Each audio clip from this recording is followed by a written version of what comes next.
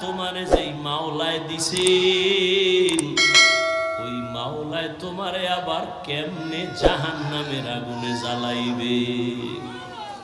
ইনজেকশনটা দিয়া দিয়া কয় যা। আল্লাহওয়ালাদের প্রত্যেকটা কথার মধ্যে বরকত। এক ইনজেকশন দিয়া দিছে যায় এবার বাড়ি যায়, কিন্তু যুবকের অন্তরের মধ্যে ধাক্কা লাইগা গেছে, কইল কি আমারে হুজুরে। বাড়ি যাইয়া একা একা চিন্তা করতে করতে পাগলের মতো, আসলেই তো আরে জাহান্নাম কেন, আমি মরার পরে তো আমারে কবরে যাওয়ার আগেই তো আগুন লাগাবে না, এত সুন্দর চেহারা আমি আগুনে জ্বালাইতে চাই না। একটা দৌড় মারিয়া আবার আল্লাহওয়ালার দরবারে গিয়া হাজির। আল্লাহর ওলি কয় হুজুর দয়া করে আমারে মাফ করে দেন, আর আমারে তওবা পড়ায়া দেন, কালেমার রশি আমার গলায় লাগায়া দেন। আমি আর জাহান্নামের পথে এক সেকেন্ডের জন্য চলতে চাই না। আরে আমি তো মরলেই দুনিয়াতে আমার মুখে আগুন দিয়া দিবে, আমি দুনিয়ার আগুনও চাই না, জাহান্নামের আগুনও জ্বলতে চাই না। হুজুর আমাকে তওবা পড়ায়া কালেমাওয়ালা মুসলমান বানায়া দেয়। উলামায়ে আহলে হকের মজলিসে বসার দ্বারা মানুষের মরা দিল জিন্দা হয়ে যায়।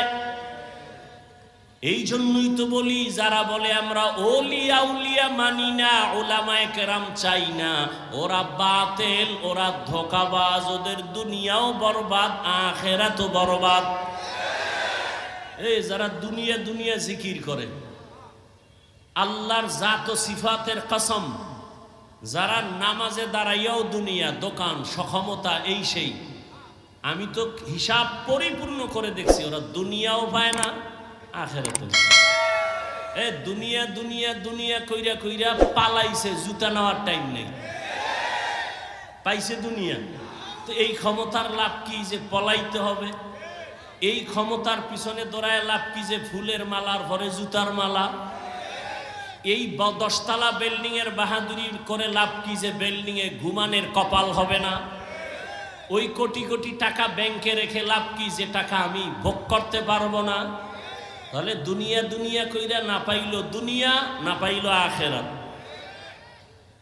আর যারা আখেরাত আখেরাত করে, এরা ইনশাআল্লাহ আখেরাত তো পাবেই, দুনিয়ায় যা পাবে বোনাস। আমরা আখেরাত আখেরাত কইরা চলতে গিয়া কি না খাইয়া মইরা গেছি? মহামারী করোনায় চাকরি নাই, ব্যবসা নাই, দোকান বন্ধ, চাকরি বন্ধ, ট্রেন বন্ধ, ব্যবসা বন্ধ, ফ্যাক্টরি বন্ধ, সব স্কুল কলেজগুলো বন্ধ। কিন্তু খবর নিছেন নি, কোরআনের একটা মাদ্রাসাও বন্ধ হয় নাই। বন্ধ হইছে? কোন হুজুর কি না খাইয়া ঢাকার শহরে ভিক্ষা করেছে? কষ্টে যদিও জীবন কাটাইছে, কিন্তু গভীর রজনীতে আমার মাওলার সাথে কথা বলছে। অতিও গভীর হয় রজনী যখন, নীরবে প্রভুর নাম জপিও তখন। প্রভুর করুণা যদি পাইবারে চাও, গভীর রাতে উঠে প্রভুর গুণগান গাও। আমার আল্লাহ চান না কেউ জাহান্নামে যাবে, এক সেকেন্ডের জন্য চান না। কিন্তু এটাও সত্য, কোন মুমিন ছাড়া কোন বেঈমান জান্নাতে যাবে না। আল্লাহ কাউকে জাহান্নামে দিতে চান না, এই জন্যই তো সবার নামে জান্নাতে বাড়ি লেখা আছে। দ্বিতীয়ত তওবার দরজা খোলা। কেন কয় তুই জীবন ভর গুনাহ করছো, 50 বছর লাগাইয়া গুনাহ করে করে পাহাড় বানাইছো, আর আমার কাছে যদি একবার বলো মাফ করে দাও, তোর 50 বছরের জীবনের সব গুনাহ 1 সেকেন্ডে মাফ করে দেব। তবে আমার কাছে মাপ চাওয়া লাগবে। ইয়া আইয়ুহাল্লাযীনা আমানুস্তাঈনু বিস-সাবরি ওয়াস-সালাহ। আল্লাহ বলেন, হে মুমিন, সাহায্য কামনা কর দুই জিনিসের মাধ্যমে, ধৈর্য আর নামাজ। কেন? আমি আল্লাহ ধৈর্য ধারণকারীর বন্ধু হয়ে থাকি। নবীজি বলেন লা মাইয়ুরিদিল্লাহু বিহি খাইরান ইউসিব মিন, আল্লাহ যাকে বেশি আদর করেন ভালোবাসেন তাকে মুসিবত দিয়া পরীক্ষা নেন। আল্লাহ বেশি মায়া করছেন নবীদেরকে, তাদের পরীক্ষাও বড় কঠিন। আইয়ুব আলাইহিস সালামের কঠিন পরীক্ষা, ইউনুস নবীর কঠিন পরীক্ষা, মুসা নবীর কঠিন পরীক্ষা, ইব্রাহিম নবীর উপরে পরীক্ষা, সর্বশেষ আমার নবীর উপরে কঠিন পরীক্ষা। যেই নবী দোয়া করলে উহুদ পাহাড় স্বর্ণ বানায় দিতেন আমার আল্লাহ, সেই নবী না খাইয়া কষ্ট করে করে পেটের মধ্যে পাথর বেঁধে নবী দ্বীনের কাজ করে। যেই নবী দোয়া করলে আমার আল্লাহ উহুদ পাহাড় স্বর্ণ বানাইতেন, ওই নবীর 3 বছর পর্যন্ত শিয়াবে আবু তালিবে গৃহবন্দী কইরা রাখছে। খানা দেয় না, পানি দেয় না। মায়ার নবী গাছের পাতা সিরা সিরা চাবায়া চাবায়া পেটের ক্ষুধা নিবারণ করে। আর আমার আল্লাহর কাছে কান্না করে বলেন, আল্লাহ আমারে গরিবী হালাতে রাখিও, গরিবী হালাতে মরণ দিও, কিয়ামতের দিন গরিবদের সাথে আমারে উঠাইও। আমার নবী বলে, গরিবেরা বড় লোকের বাড়ি গাড়ি দেখে আফসুস করিস না। যদি গরিবী হালাতে আমার মাওলারে নিয়ে কবরে যাইতে পারো, আমার আল্লাহ ধনী লোকের 500 বছর আগে গরিবের জান্নাত দিয়া দিবে। বেহেশত আযা কে আজারে নবাশত কাছে রাবা কাছে কারে নবাশো। আল্লাহ বলেন সাহায্য প্রার্থনা করো। কেন? মুমিনকে বললেন কেন? জান্নাত শুধু মুমিন পাবে, কোনো বেঈমান পাবে না। মুমিনকে আল্লাহ বলেন গায়ের জোরে আগাইতে পারবা না, কারণ তুমি জন্মগত দুর্বল। ওয়া খুলিকাল ইনসানু যায়ীফা, আমি মানুষের বড় দুর্বল করে বানাইলাম। একটা পিপিলিকার কাছেও তুমি দুর্বল, একটা মশার কাছেও তুমি দুর্বল। খানার বেলায় দুর্বল, ঘুমের বেলায় দুর্বল, মেধার ক্ষেত্রে দুর্বল, দুনিয়ার লাইনে দুর্বল, ধর্মের লাইনেও তুমি দুর্বল। মনে হয় যেন তোমার মতো দুর্বল কোনো প্রাণী জমিনে নাই। পিপিলিকায় যদি মেজাজ গরম করে, কোনো বনিয়াদম খানা খাইতে পারবে? মশায় যদি মেজাজ গরম করে, কোনো বনিয়াদম রাতের বেলা ঘুমাইতে পারবে না। ও বান্দা, তুই এত দুর্বল, এত দুর্বল। একটা গরুর কাছে তুই কত দুর্বল। তোরে যদি একটা লাথি মারে, জীবনে এক ফোঁটা দুধ আর নিতে পারবি না। কিন্তু মর্যাদা সবার উপরে। মর্যাদা দুর্বল না, মর্যাদা তোর ফেরেশতার থেকেও বেশি, জিনের থেকেও বেশি, সব প্রাণীর থেকে বেশি। এই জন্য শক্তিশালী বাঘ তোরে সালাম দেয়, শক্তিশালী গরুটা তোর কাছে দুর্বল হয়ে থাকে। ওর শক্তি দুর্বল না, তোর সম্মানের কারণে দুর্বল হয়ে দাঁড়ায়। তুই 20 কেজি দুধ টাইনা নিয়ে যাও, বাচ্চারে দাও না, গরুটায় কিছুই কয় না। রাগ কইরা যদি বাচ্চার মায়ের দিকে তাকাইয়া একটা লাথি মারতো, তোরে দুধ দিব না। কোনো বনিয়াদম দুধ নিতে পারতি না। না, তোর সাথে বেয়াদবি করে না। তুই যখন গরুটারে ডাক দিয়া কাও দাঁড়া, দাঁড়ায়নি। এই শিক্ষিত ঢাকার মানুষ গরুটায় মানুষের কথা শুনেনি। গরুটারে যদি কয় দাঁড়া, দাঁড়ায় যায়। গরুটারে যদি কয় ডানে, ডানে যায়। গরুকে যদি বলে বামে, বামে যায়নি। একটা গরু যদি মানুষের কথা সাধারণ এক চাষির কথা যদি গরু শুনে ডানে যায়, চাষির কথায় যদি বামে যায়, চাষি যদি কয় দাঁড়া, গরু দাঁড়ায়। একজন আল্লাহর ওলি তাদের কথা কেন শুনবে না? এরে আল্লাহর বান্দা, দুনিয়ার সব আমাদের গোলাম। দুনিয়ার সব আমাদের গোলাম। গরু আমাদের গোলাম, বাঘ, কথা বলেন না কেন? আমরা কারো গোলাম?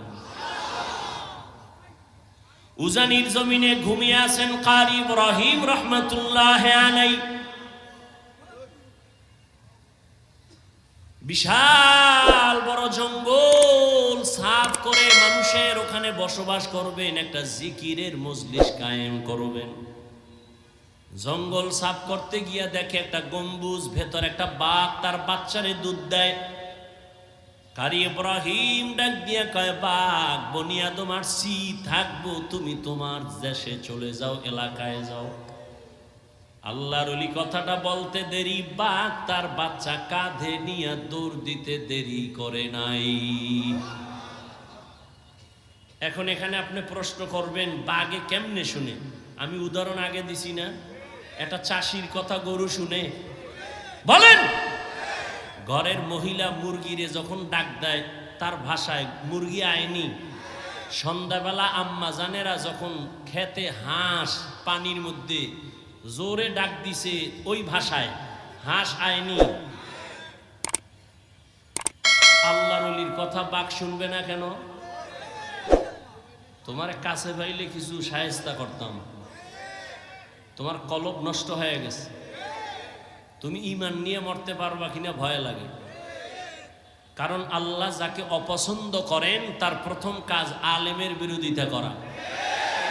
যারা আলেমের বিরোধিতা করে তার প্রমাণ হলো আল্লাহ ওর উপরে কি বেজা, এটা প্রথম প্রমাণ। আর আমি বাংলায় কি বলি, আমাকে বাঙালিকে সাইজ করতে হইলে আরো কিছু শব্দ লাগে। যারা আলেমের বিরুদ্ধে লেখে ফেসবুকে আর বলে, এরা সবগুলো সন্তান মা বাবার অভিশপ্ত সন্তান, একটাও মা বাবার আদরের সন্তান না। খবর নেন, যারা আলেমদের সাথে বেয়াদবি করে ফেসবুকে লেখে, সবগুলো সন্তান মা বাবার অভিশপ্ত সন্তান, একটাও মা বাবার আদরের সন্তান না। খোঁজ নাও, ভালো করে খোঁজ নাও। আল্লাহ হেদায়াত দান করুন। আলেমের বিরোধিতা করলে ইসলামের কোনো লাভ আছে? কেন করো? বরং তোমার কপাল তুমি ফুটতেছ।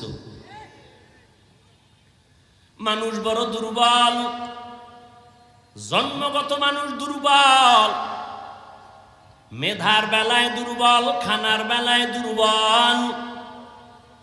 ঢাকা চিড়িয়াখানায় লেখা আছে একটা বাঘের দৈনিক খানা 17 কেজি গোশত। পারবে কেউ খাইতে 17 কেজি 3 বেলায়? আছে এরকম খাদক? একটা বাঘ অনেক বেশি খায়। আমরা খাওয়ার বেলায় দুর্বল, ঘুমের বেলায় দুর্বল, মেধার বেলায় বড় দুর্বল, সব লাইনে আমরা দুর্বল। এখন দুর্বল মানুষ যদি চলতে হয় আর একজনের সাহায্য লাগবে নি? কথা বলেন না কেন? তাহলে সবাই আমরা সৃষ্টিগত দুর্বল, মেধার বেলায় কি দুর্বল।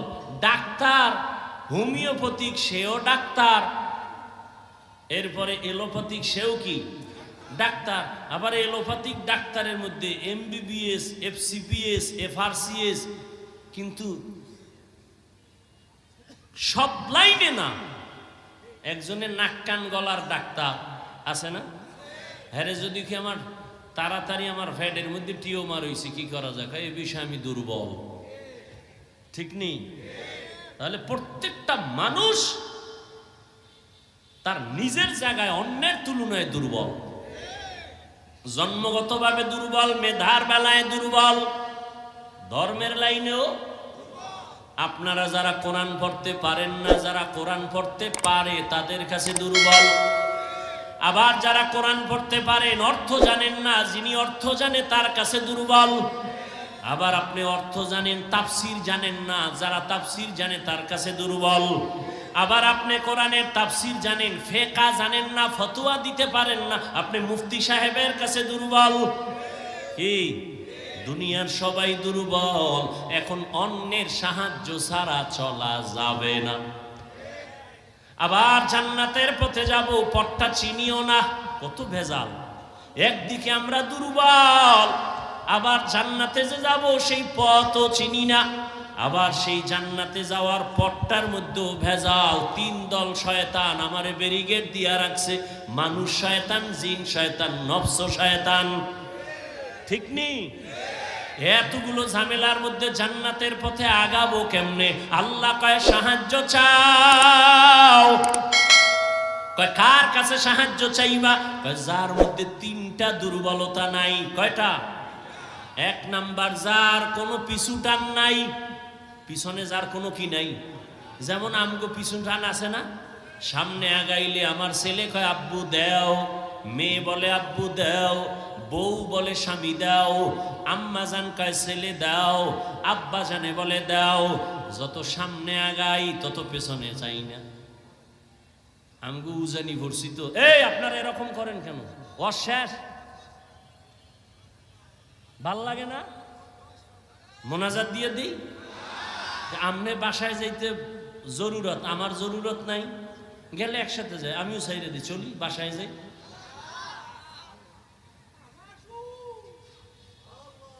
জীবনে আল্লাহর ওয়ালাদের মজলিসে বসেন নাই তো এই মজা বুঝবেন কি?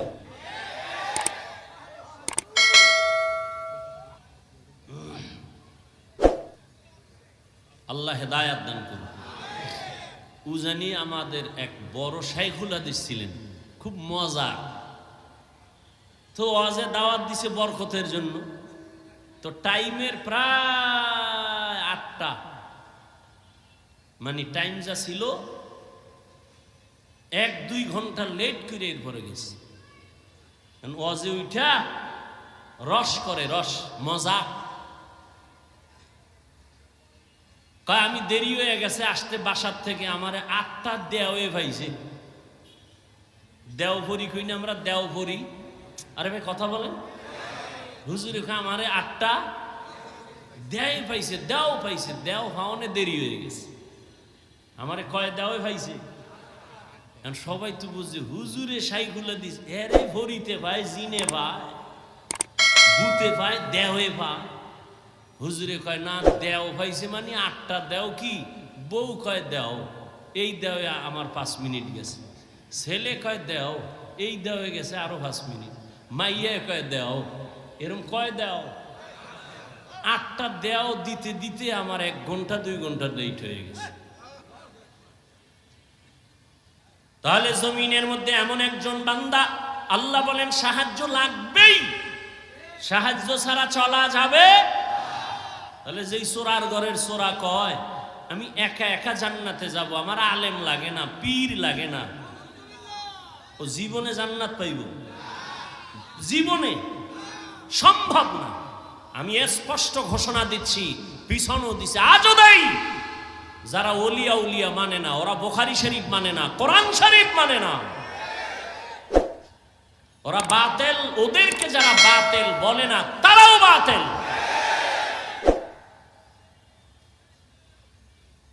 আল্লাহ হেদায়াত দান করুন। এমন একজন থেকে সাহায্য চাও, সাহায্য লাগবেই লাগবে, এ কথায় সবাই একমত। এখন সাহায্য কার থেকে নিবেন এই বিষয়ে সিদ্ধান্ত নেন। যার মধ্যে 3টা দুর্বলতা নাই তার থেকে সাহায্য নিতে হবে। 1 নাম্বার দুর্বলতা, যার পেছনে টান নাই। বলেন দুনিয়াতে কোনো মানুষ আসেনি যার পিছে টান নাই? কে আছে কোন? নাই। বুঝে কথা কয়ে, খালি বক বক করলি মুখ একটা আছে খালি কয়ে ফেলাই। খুব হিসাব করে কথা বলতে হবে। বুঝেন না, পারেন না, চুপ থাকবেন। 2 নাম্বার দুর্বলতা, যার অভাব নাই। খুঁজা দেখেন তো একজন পিসাব পাইবেন নি যার অভাব নাই।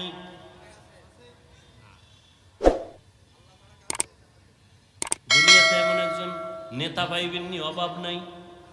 বরং আমি বলি যার যত টাকা তার অভাব তত বেশি। যে যত বড় টাকাওয়ালা তার অভাব তত বড়। রিক্সাওয়ালার যদি জামায় ময়লা লাগে নিজে ধুইয়া ফালায়, কিন্তু বড় লোকের জামা তো নিজে ধুইতেই পারে না। কি করতে হবে? কাজের লোকের ডাক, বেতন দিয়া জামা ধুইয়া দাও, জুতাটা মুইছা দাও, ঘর মুইছা দাও। এজন্য যত টাকাওয়ালা যত বড় লোক সব গরিবের কাছে ঠেকা। গরিব যদি বড় লোকের কাজ না করে, প্রত্যেক বড় লোকের টাইলস মোজাইক করা 5 তলা বিল্ডিং গরুর গোয়াল ঘর হয়ে যাবে। অথচ এই জালেমরা কর্মচারী কাজের লোকের সাথে গরিবের সাথে জুলুম করে বেশি, ঠিক নেই? আল্লাহ হেদায়াত দান করে। তাহলে কি বুঝলাম? দুনিয়াতে অভাব ছাড়া কোনো মানুষ। 3 নাম্বার দুর্বলতা, যার কোনো স্বার্থ নাই। এবার খুঁজা দেখেন দুনিয়াতে এমন একজন মানুষ পাইবেননি যার কোনো স্বার্থ নাই। দেখেন তো, আমি 2 জনারে পাইছিলাম, কিন্তু সোনার বাংলা এটার কোনো গ্যারান্টি নাই। একজন পাইছি আমার আব্বা, আর একজন পাইছিলাম আমার আম্মা। স্বার্থ নাই, কিন্তু সোনার বাংলা এটার গ্যারান্টি দিতে পারি না। কারণ বহু মা বাবা স্বার্থের টানে সন্তানের বিরুদ্ধে মামলা করেছে, সন্তানের জবাই করেছে। এই খবর নাই সোনার বাংলায়? আপন বাবা তার মাইয়া, আপন মাইয়াটারে হোটেলের মধ্যে ঢুকায় কয়, আজকে রাতের জন্য তুই আমার কাছে স্ত্রীর মতো। এবার বুঝেন তাহলে স্বার্থ ছাড়া কোনো মানুষ আসেনি।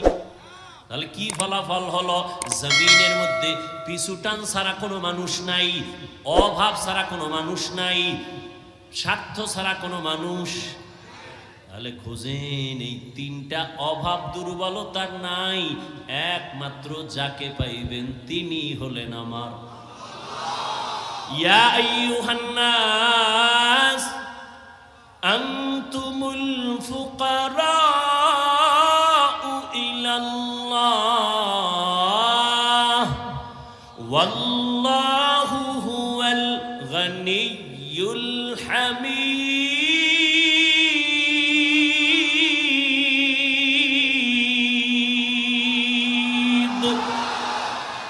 তাওয়াক্কুল মিকুনি হর সুবহ শাম মিরসানাদ রিজকে তু আজলা মাকাম জুজবা হক চি জে মখা আজ ইনসুজা ফজলে কু আমস্তে দর জুমলা জাহা। সাহায্য চাবো, আল্লাহ কয় দুনিয়ার মানুষ আমি একমাত্র প্রশংসিত ধনী, তোমরা সবাই ফকির। ধনীকে আরো জোরে বলেন। আল্লাহ কেমন ধনী? বলে আমি শুধু ধনী না, প্রশংসিত ধনী। দুনিয়াতে ধনী আছে না, কিন্তু প্রশংসিত ধনী একজনও নাই। 5 লাখ টাকা মাদ্রাসায় দিয়া চায়ের দোকানে চাপাবাজি করে, মাদ্রাসা আমার, ঠিক নেই? 50,000 টাকা দিয়া মসজিদে, লাখ টাকা দিয়া কয় মসজিদ আমি বানাইছি। কয় না? কয় না? দুনিয়াতে কোনো প্রশংসিত ধনী নাই, একমাত্র প্রশংসিত ধনী আমার আল্লাহ। বলেন তাহলে সাহায্য কার কাছে? কার কাছে? ও ঢাকার মুসলমান, হে যুবক, আল্লাহ বিবেক দিছে, বিবেকটা দিয়া বলো আমার রহমতের নবীর থেকে দামি কোন নবী আসেনি? সত্য বলো। ছিল? আসবে? বলো আমার নবীর জীবনে কোনো কিছুর প্রয়োজন হইতো নি? হইতো না? কও। তাহলে নবীজি কোন মাজারে গিয়া চাইতেন?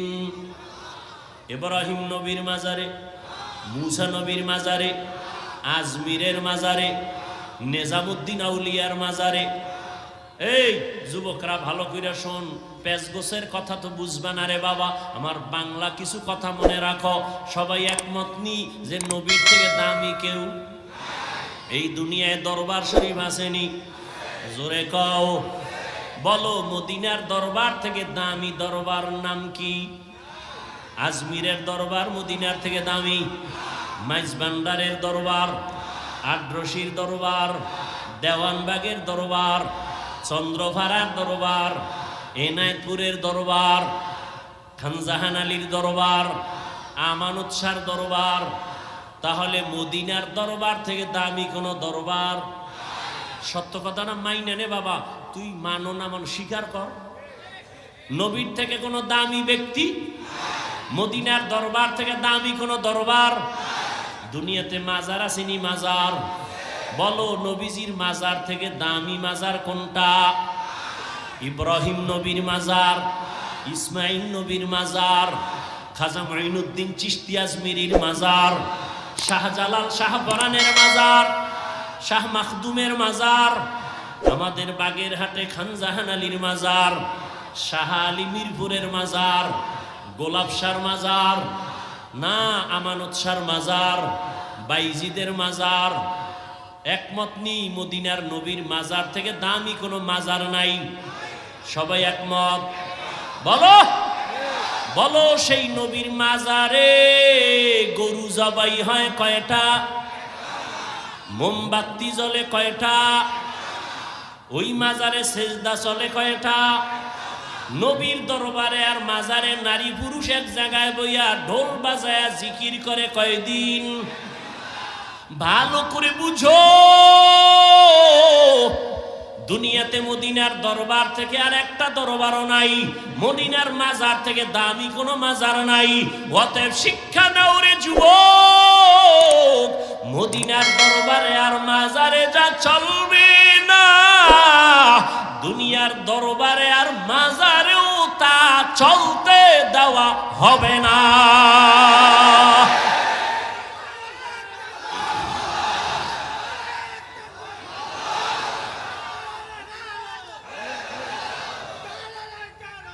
ভাইরা আমার, মাজারে মোম জ্বালাইলে যদি আল্লাহ খুশি হয়, তাহলে অর্ডার দিয়ে একটা বড় মোম নবীর মাজারে আগে নেওয়া উচিত না? কি মাজারে সেজদা দিলে যদি অনেক বরকত হয়, তাহলে রসুলের মাজারে সেজদা আগে দেওয়া উচিত না? কেউ দিছে? এই ভাগলামি কেন? আল্লাহ হেদায়াত দান করুন। जिंदगी में बंदगी तू करना है, जिंदगी में बंदगी तू करना है, जिंदगी बे बंदगी शर्मिंदा है, जिंदगी बे बंदगी शर्मिंदा है। यहाँ हम सब मुसाफिर, दिल ना लगा, अहले दिल की नजर से रूह करता जा, शाह दौलत सब फकीर गर नेक ने, शाह दौलत सब फकीर गर नेक ने, जिंदगी में बंदगी तू करना है, जिंदगी बे बंदगी शर्मिंदा है, जिंदगी बे बंदगी शर्मिंदा है। ও আমার কলিজার যুবক বাবারা, বলো নবীজি সাহায্য চাইতেন কার কাছে? সবাই একমত? নবী যদি আল্লাহর কাছে চাইতে পারেন, তোমার আল্লাহর কাছে চাইতে সমস্যা কেন? আল্লাহরে পছন্দ হয় না? হয়? হইলে তাহলে চাও না কেন? আল্লাহ দিতে পারেন না? পারেন? তাহলে চাও না কেন? আল্লাহ তো দেওয়ার জন্য রাতের গভীরে প্রথম আসমানে এসে ডাকেন, ও আমার গোলাম আর কত ঘুমাবি, ও আল্লাহ বান্দারে প্রতি রাতের গভীরে ডাকে, আয় আয় আয়, আমার একবার ডাক দে, মোহাব্বত লাগায় ডাক, 2 ফোঁটা চোখের পানি ছেড়ে কান্না কর। একটা সন্তান চোখের পানি ছেড়ে যদি আম্মার কাছে বলে, আম্মু আমারে মাফ করে দাও, আমি ভুল করেছি, মায়ের মায়া কমে না বাড়ে? মা কয়, তোরে আর কোনোদিন কিছু বলবো না, আয় আমি কলিজা বের একটু দোয়া কইরা দেই। একটা ছাত্র অন্যায় কইরা যদি কান্না করে বলে আমার ওস্তাদ জি আমারে মাফ করে দেন, ওস্তাদের মায়া বাড়ে না কমে? ওরে কান্না দেখলে যদি সন্তানের কান্নায় মায়ের মায়া বাড়ে, ছাত্রের কান্না দেখলে যদি শিক্ষকের মায়া বাড়ে,